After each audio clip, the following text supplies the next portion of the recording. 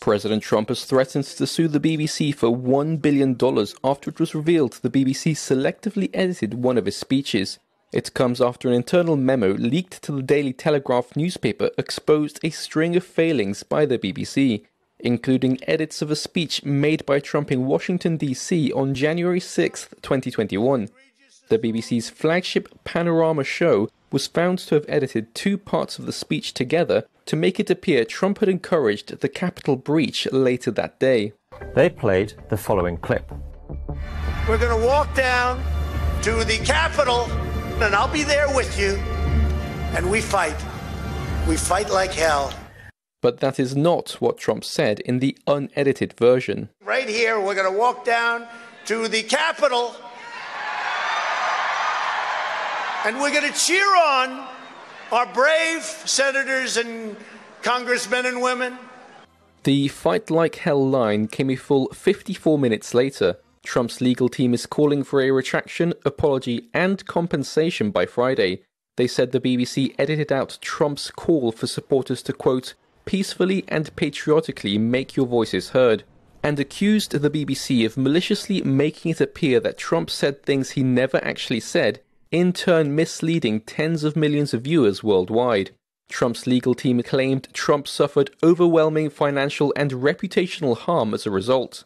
The BBC said it had received a letter threatening legal action and that it would respond in due course. On Sunday, the BBC's Director General Tim Davie and CEO of News Deborah Turnus both quit following the revelations. Former BBC Director Danny Cohen lamented the situation. It's not just that the Trump video was faked, it was the fact that Mr. Davie and Ms. Turnus knew that it was faked for the last 6 months.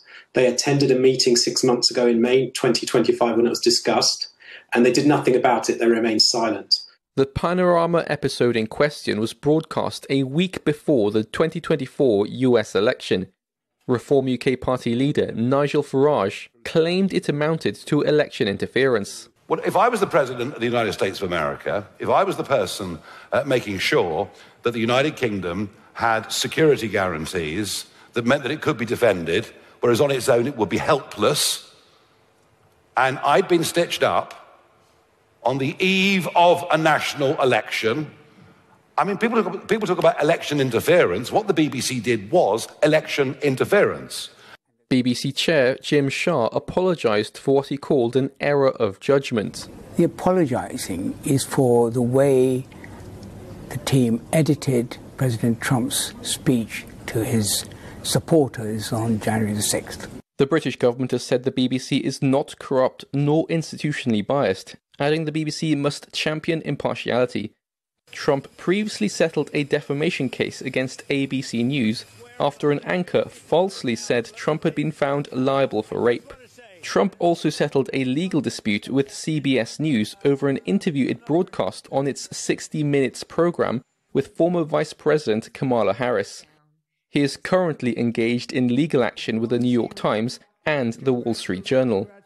Malcolm Hudson, NTD News, UK.